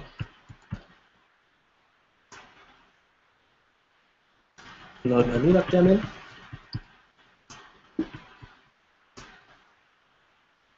I couldn't require it because I didn't package the gem yet, I bet. I don't know. Or it was just having a problem with that versioning thing. Alright, so let's find a Ruby group in 84116. Cool, that's all working. So now I have this search with some results in it. Oops. So you have to dive through the JSON and figure out what's going on. Some things I like to do as I do this by calling things like, alright, there's an array in there, as we notice. So we can call like class type, see it's an array.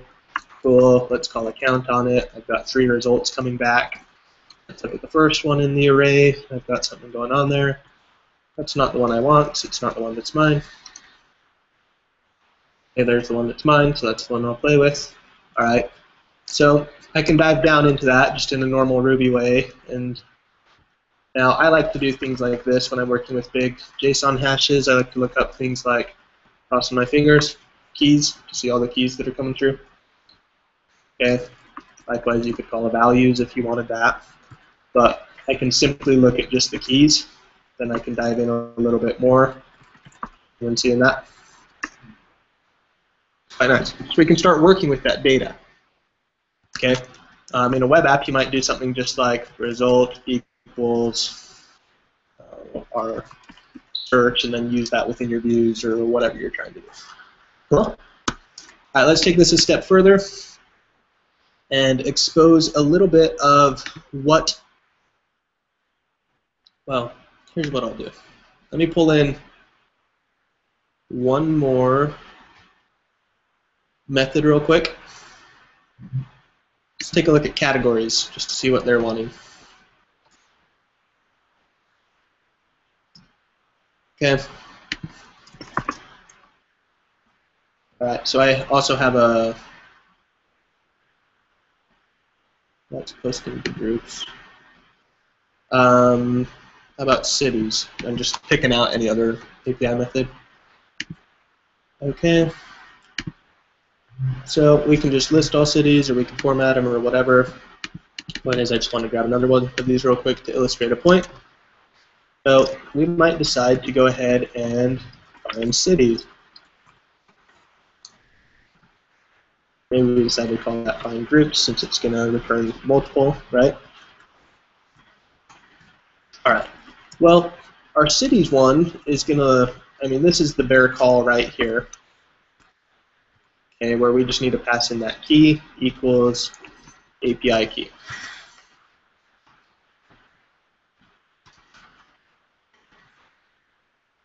Let's just try that real quick.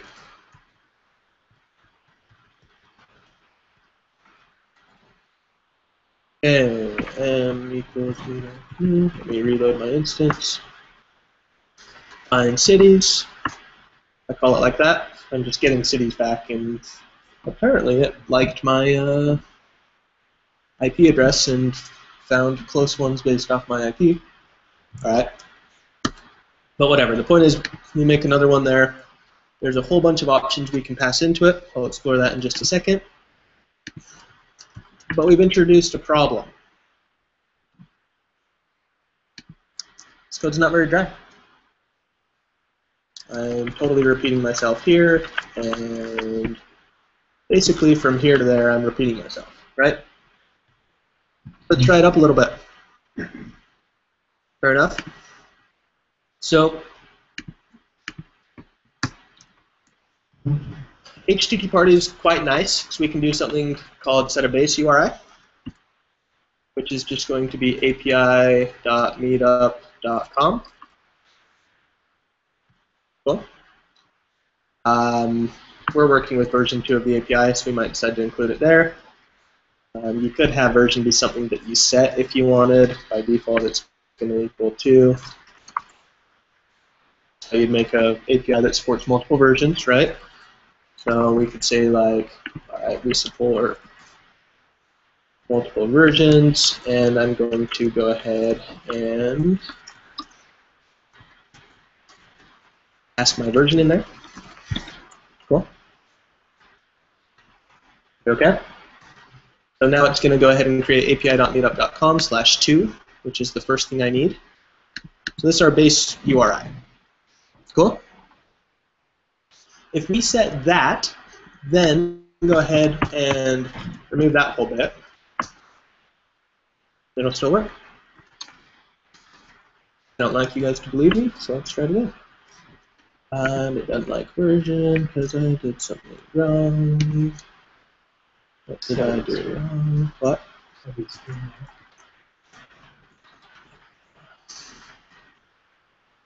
It's got to be a string version equals version.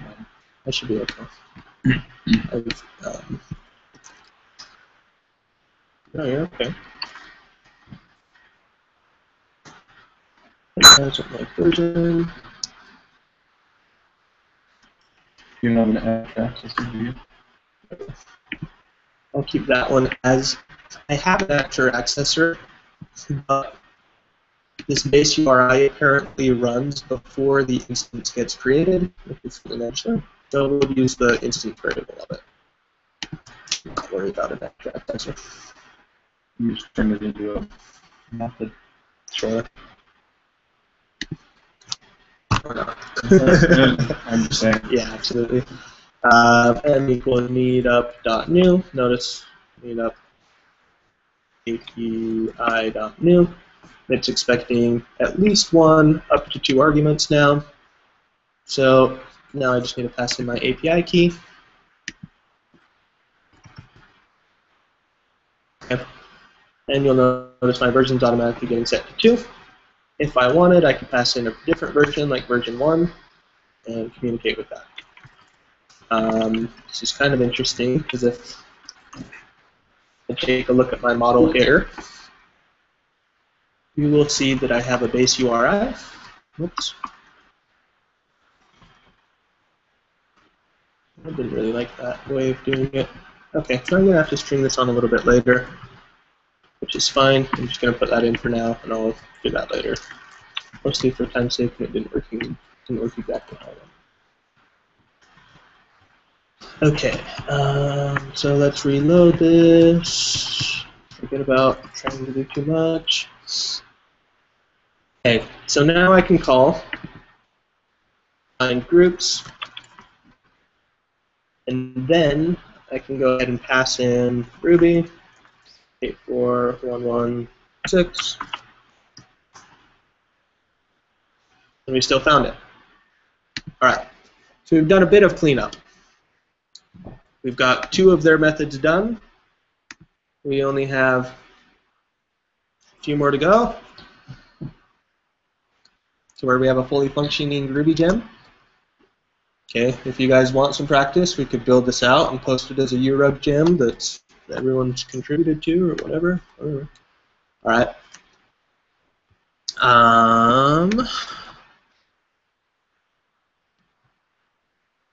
Okay, so let's make these a little bit more flexible. Obviously, I have a whole lot more variables than just simply topics and zips that I can pass in there. Okay. One way I like to do this is to allow myself to just be able to pass in a hash of whatever. Okay.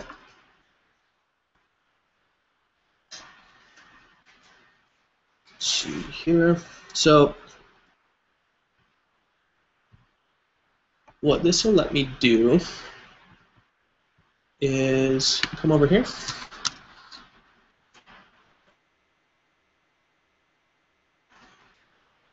Now I can go ahead and come in and say m.find, what was it, find groups? Find groups. And rather than passing things in a specific order, now I can use key value pairs, hashes, which is quite nice. Okay. So I'm going to just go ahead and pass in topic equals Ruby, zip equals 84116, and cross my fingers because nothing ever works out quite the way you want it to. Give me 1 second.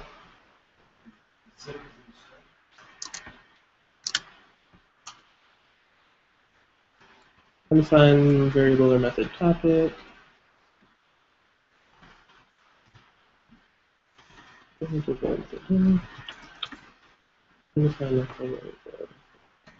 Oh, duh. Okay, so I'm getting it through there, but I'm not getting it into there. So here's what I actually want to do. I don't want to have to set each of these individually because that's requiring me to do stuff again. Does that make sense? I can't set topic because I don't have something called topic making it in there. Does that make sense? All right, so let me show you what we can do. We could go ahead and throw in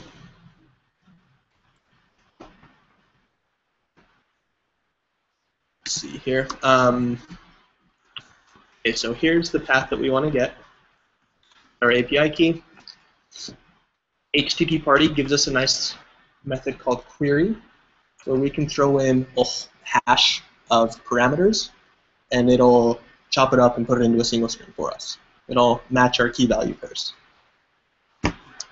which is quite nice. So we could just pass in there our options. And we're expecting options, which is by default an empty hash here. And we'll fill it in as we go. Okay. Reload this. Try it again. And it still works. Alright, so why does that get cool? Well, because now I didn't do a lot of code changes. I could do things like topic Ruby, city, Salt Lake City, state, Utah. What else did it want? Country, was it? I think it complains if I don't have one more thing. Country, state, city, country, US. I'm assuming it's 2-digit. His state is going to be 2-digit as too. We need to read their docs a little closer and see the format they're expecting it in. I passed in different parameters and it still all worked. Okay, so that's quite nice. So on the city one, I can do the same thing, query equals options, and pass that in.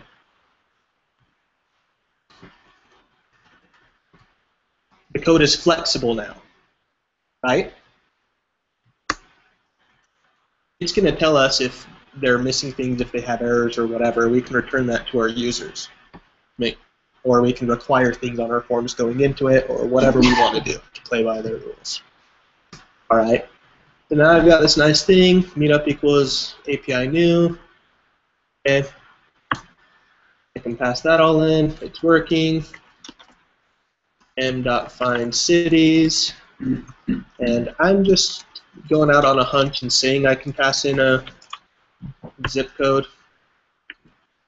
Let's see here. Oh, I need to take some options.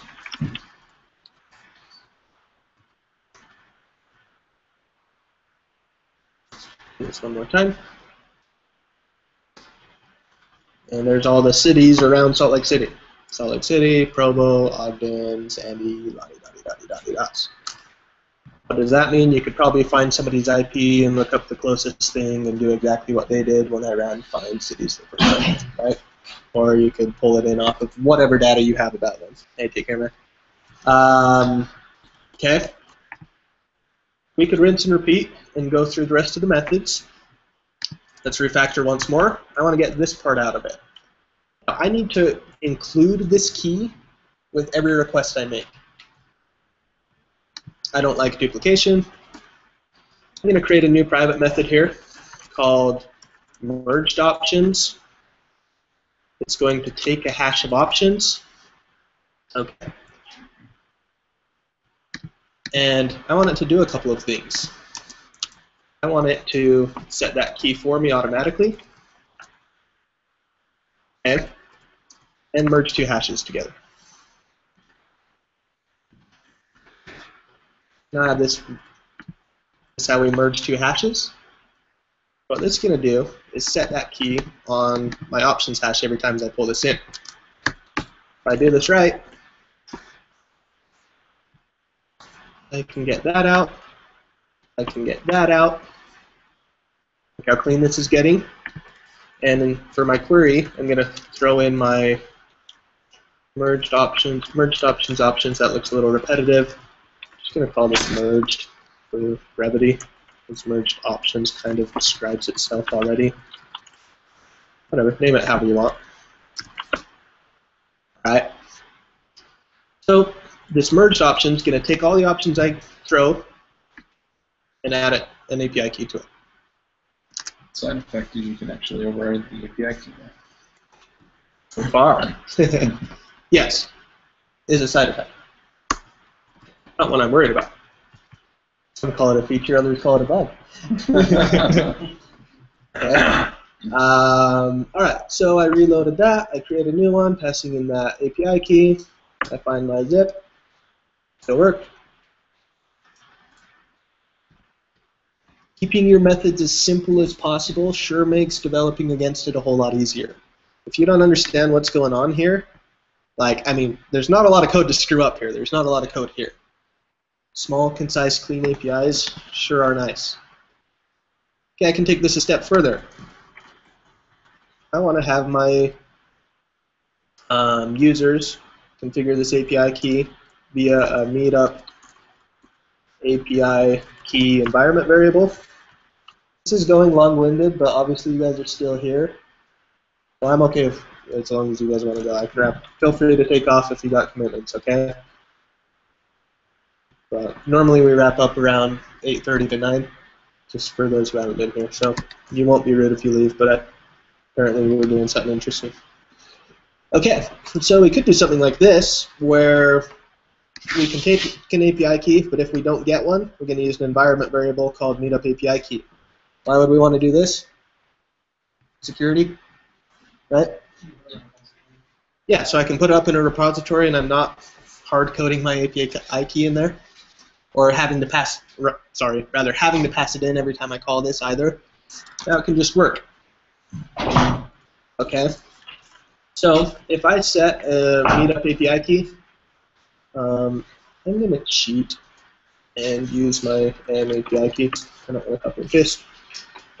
Okay, so if I see set an environment variable, meetup API key, you can do this via .env or .config.secrets or what's the other one? Figaro, or whatever gems you want to do to set environment variables. All right, but now I've got that set. Let's reload this. Well, now I should be able to just call meetup API.new. Hey, take care. Already set in there. That code's about as simple as it gets to use that API library. I can call find cities or find groups. I can pass in whatever I want. Topic, beer, zip, 84116. It's working. Okay, no problem. Take care. So I'm going to move this back up here because I'm keeping my party stuff together. Okay. That's pretty clean so far.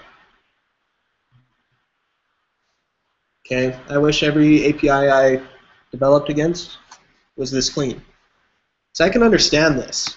I'd probably put in a comment here saying this merged method will combine your API key with every request, pass it into the get query. Okay? Because that one's a little vague. I don't need much documentation around the rest of this. If I were publishing this, I would probably want to come here and say, you know, API docs, do people a favor, right? And then pointing out where this is all coming from. That's actually pretty nice. All right. I'm going to just introduce one more concept and call it quits. You saw how easy it was to do this find cities one, right? Everyone saw that? Mm-hmm. Oh, let's do a post one real quick just to show you. There is a post. Okay, let's post to an event. All right, so this is going to be a create event. Find create event. Same thing. Look how easy that setup is now. As you can imagine, all we need to do here is say post, pass in the path, hey, take care, and do the same thing. Okay, this is getting easy, right? Look how quickly I'm able to build out this API. All right, let's create an event. I don't know what it requires. I could read the docs. We're pressed for time. I'll let my console tell me.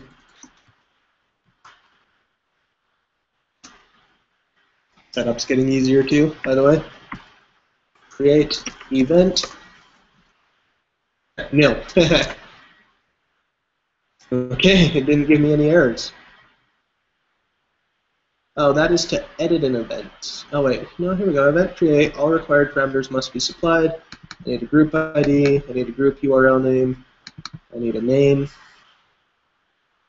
All right, let's try their little console thing. Oh, they don't have a little console thing. Really? Okay. So let's do this real quick then.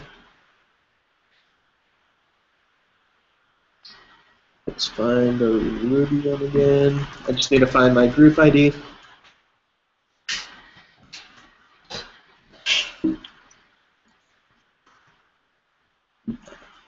Okay.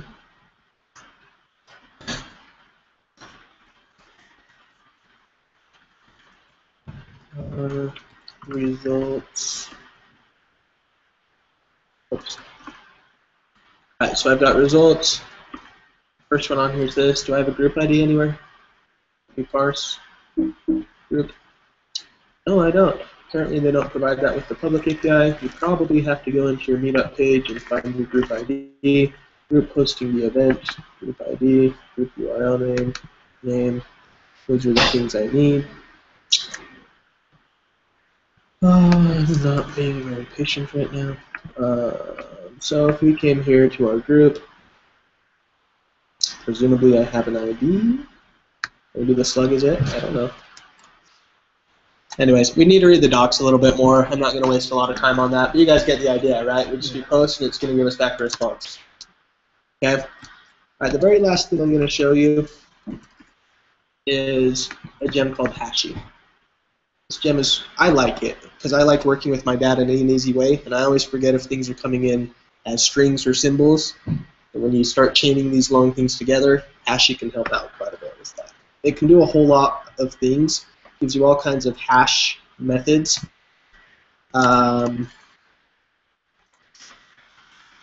Setting it up is quite easy. Push data dependency to our gem spec. So we have Hashi here. Okay. Unbundle install. I'm going to come over here and require Hashi.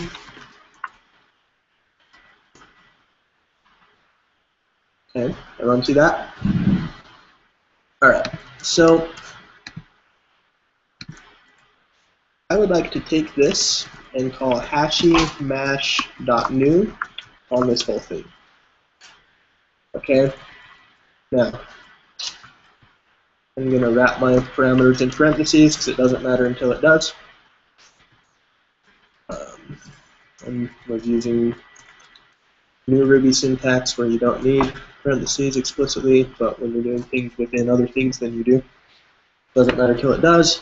Okay?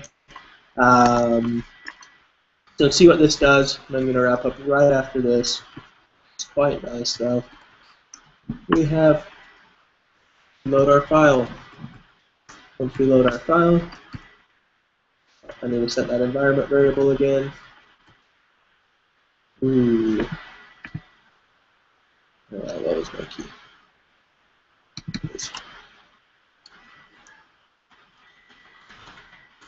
F.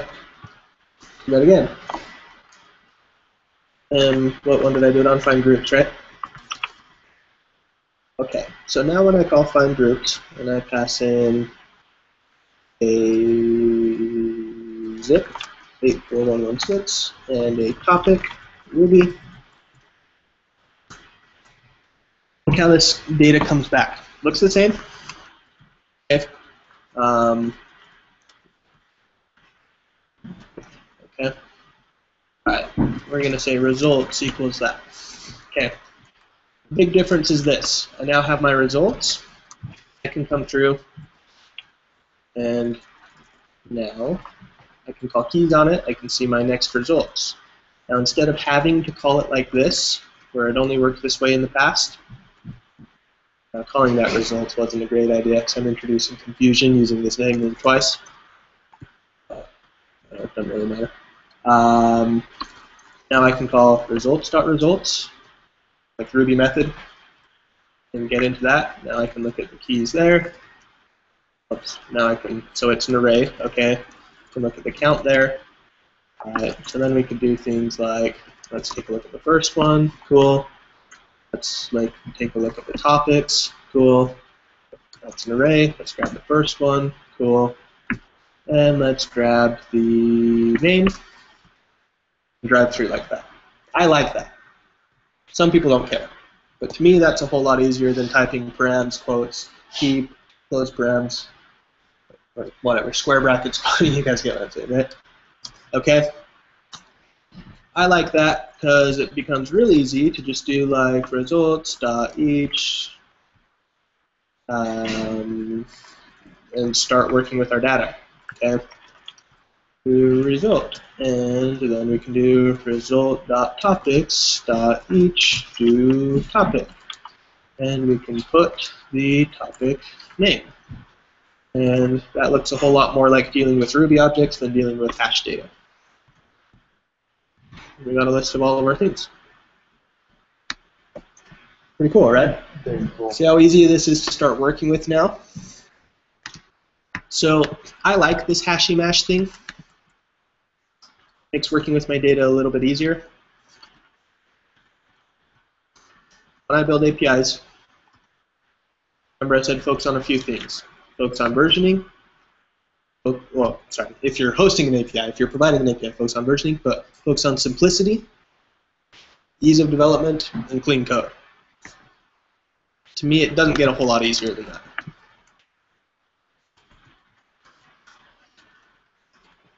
Okay, all of those should work with any luck. There. They all look the same. They're all uniform. One-line methods are easy. Easy to understand anyways. Yeah, there's two actions going on here. Sure, you could split that up into different things. This little bit gets a little bit repetitive too. You could create a method that's saying, you know, something like hashify if you wanted. That just takes whatever and throw all that through. But I'm not worried about that. I think that's already pretty clean. I like to know that hash is happening on each one. Yes, you could dry that up another step. No, it doesn't really matter either way.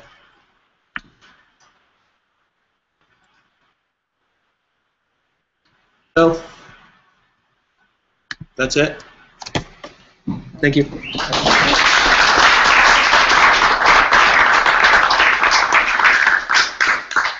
Bonus content. Publish a jam.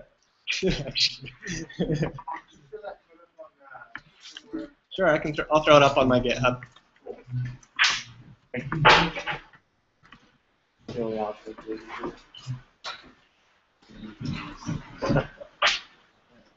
You were saying you guys do this about once a month, and then actually do like hack months. Yeah, just hack nights on Wednesday nights at the coffee shop here, close. Yeah, that's completely informal. Come as you want, don't as you want, doesn't really matter.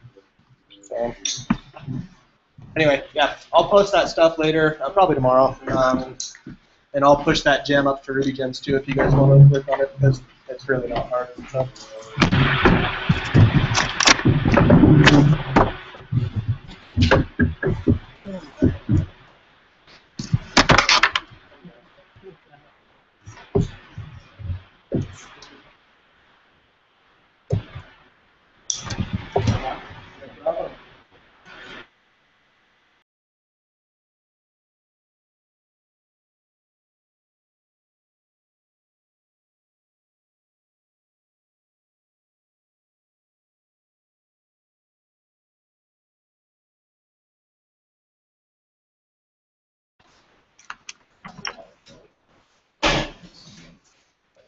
You